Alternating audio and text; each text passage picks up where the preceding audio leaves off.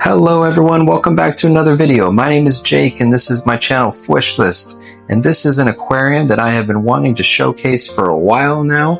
I've had it up and running for about 6 months and it is just kind of coming into its own, and I've been wanting to show you guys how it's doing. I do think there are some changes that I want to make in the future, but this aquarium has taught me a lot of lessons about a very hotly debated topic in the aquarium hobby, and that is specifically mixing fish from different regions of the world. Specifically, I feel like the more hotly debated is New World versus Old World cichlids, and there's a lot of different things that I've learned and different points that I want to go over, that if you are planning on keeping these fish together, that you may need to consider. Things that I would do if I were starting this tank at the beginning, things that I've learned and things that I would do differently. So specifically, let me show you what we've got here. I've got Central American cichlids, I've got a green terror, a Salvini cichlid, 4 Nicaraguans, which are a bit aggressive. You can see them chasing each other. There's a Severum South American cichlid, and the big guy in the middle is a Geophagus Brasiliensis. I also have a Jack Dempsey over there and a super red Texas cichlid. So lots of different regions of Central and South America in this tank. But to go along with it, I also have some orange fin hill trouts, which are a type of barb. So those are an Asian fish. And then there is also a Madagascar cichlid right there in the middle, a starry night cichlid specifically. And I also have some Curbensis that are around here somewhere. There's one in the rock right there. So there are a few African fish, as well as the catfish in here, which I'm always forgetting the name of, Synodontis eruptorus. There it is, I got it. Synodontis eruptorus. Awesome catfish. I really want to do a care guide on these guys one day because they're just such a fun fish. But I think that covers all of the fish in this tank. But yeah, definitely a mixed tank. Lots of different regions in the world. And then there's this guy's a hybrid cichlid, the super red Texas, which some people would say is an abomination and should never be allowed in the hobby. I think it's a great fish. So anyway, the first thing that I would consider if you're trying to keep these fish together is water parameters. They come from different parts of the world. They have different water parameters in those types of the world. And this is an important consideration. However, I wouldn't say it's the most important, mostly because in the hobby nowadays, there are so many fish that are bred in so many different kinds of water. I probably wouldn't do an entire mixed tank of wild-caught discus with wild-caught peacocks and wild-caught Tanganyikans. That would be a very bad idea. It would not end well. But you should consider the natural chemistry of the water that they come from, mostly because it could affect their health over time.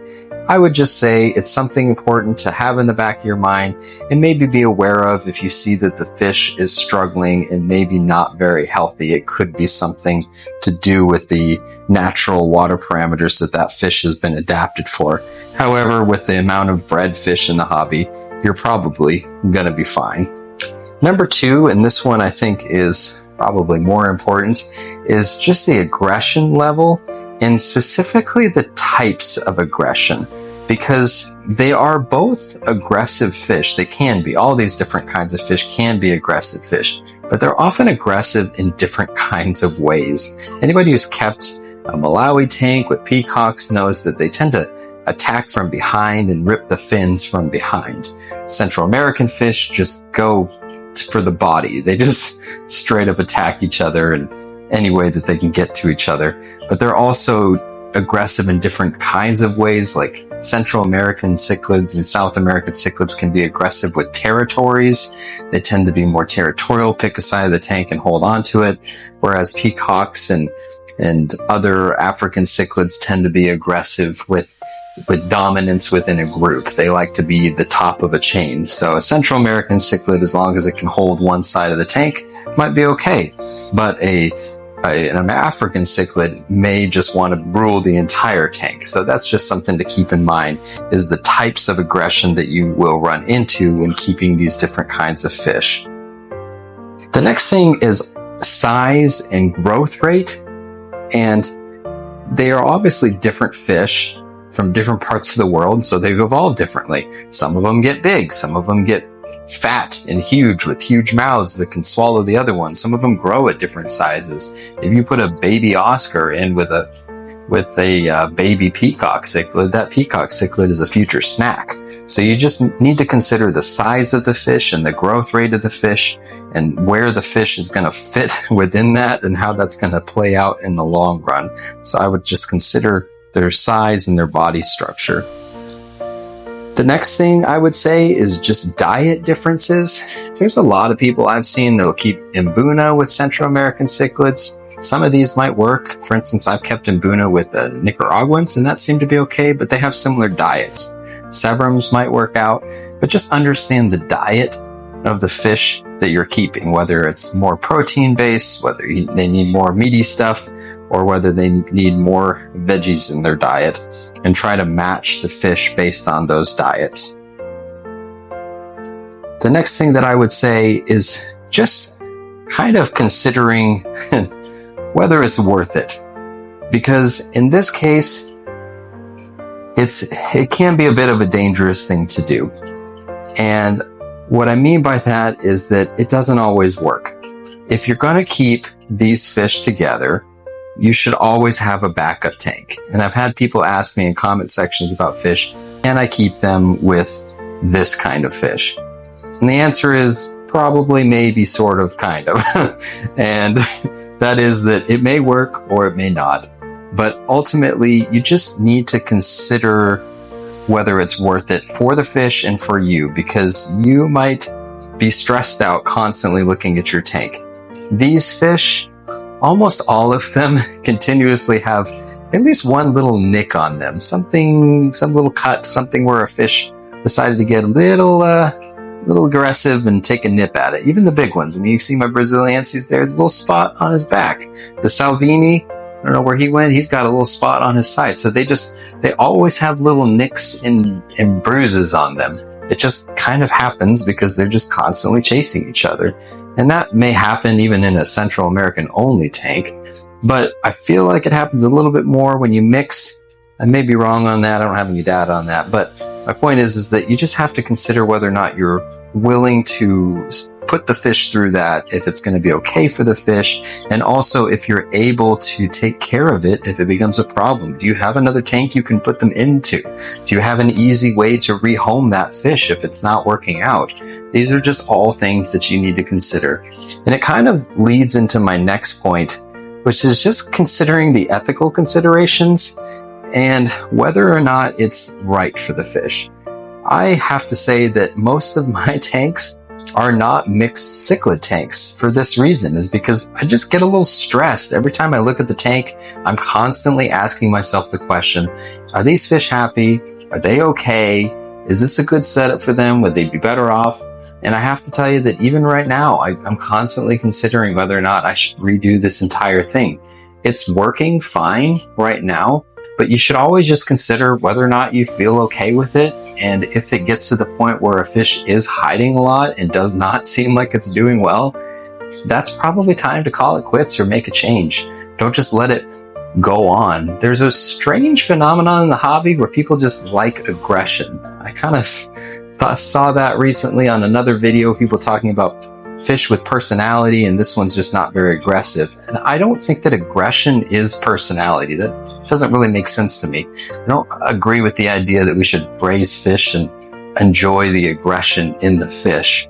I just don't think that's right. It may be amusing for us, but I mean, it just doesn't give me good feelings inside to just watch my fish pick at each other. So if there's ever a moment where you're just feeling bad about how it's working out, just be ready to make that change, because there are just some ethical considerations with the treatment of the fish. Now, the next thing that I want to mention is how to make this work. So you can see in this tank, I have lots of rock work, lots of hiding places, lots of places where it can go. you do kind of have to take both types of fish into consideration. The Central Americans need some territory. They need a place to go. The Africans are probably going to need more space so that they can be top dog, but not have to kill all the other fish to be top dog. Also, the size of the tank, which I just mentioned, this is a 125 gallon, and this is probably about the smallest that I would do with this. And I've considered putting more fish in here. I have some other fish that could go in here, but honestly, this is right to the top of my stocking comfort level. I don't want to add any more fish in here because if you've been watching them, they get a little aggressive. They chase each other, they nip at each other. And as long as I don't see one fish constantly swimming away and hiding from other fish, I'm okay with it. But they do get aggressive, and if I see it all the time, I'm going to be pretty quick to make a change. So giving them the layout that they need to be able to make this work is important. Just giving them more gallonage, more space, left to right swimming space. And the last thing that I'll mention that has made this, I think, work for me is considering which fish in the aquarium is top dog. And in this case, it's this Geophagus Brasiliensis. And if you've ever kept this fish before, at least in my experience with this guy, he's not she, actually. I say he. She, I call him he because his name is Snape. We named it her Snape before we knew it was a her, but whatever. So she has a boy's name. But anyway, so she is the owner of this tank. She rules everything. She's big. She's intimidating to all the other fish. But on top of that, she is not that aggressive. She doesn't try to kill anything in the tank. She just kind of minds her own business. It's pretty hilarious because this Nicaraguan is constantly following her around and flaring at her, almost like she wants to take control over the tank. But Snape is like, I don't really care. Can you please leave me alone? So just having a big fish, kind of like a gentle giant, to be your top dog, that seems to have worked for me. Before I had the Brasiliensis in this tank, I did notice more aggression, and the minute I added it in there, it seemed to have worked out. Now, this could happen in a million different ways. This tank could be set up with more Africans. I'm more heavy on the Central American side, so you're just going to get different things depending on what fish you put in the tank. So just keep in mind all of the things that I mentioned, and I think that you can have success. And if you don't have success, then you'll have a plan of how you're going to handle it. But overall, I do enjoy this tank. It is a very fun tank to sit and watch. There is lots of personality in this tank, not necessarily in the form of aggression, although there's plenty of aggression, but it is something that is a fun and beautiful tank to watch, and the fish are absolutely stunning. But I hope that that helps you if you're considering setting up an aquarium similar to this. I would like to hear from you if you mix cichlids, and I guess fish, this isn't just cichlids, if you like to mix fish from different continents, and what kind of experiences that you have with that. Have you had success? Have you had to rehome a lot of fish, move fish around? Is it something you enjoy, or is it something that stresses you out constantly? Let me know down in the comment section.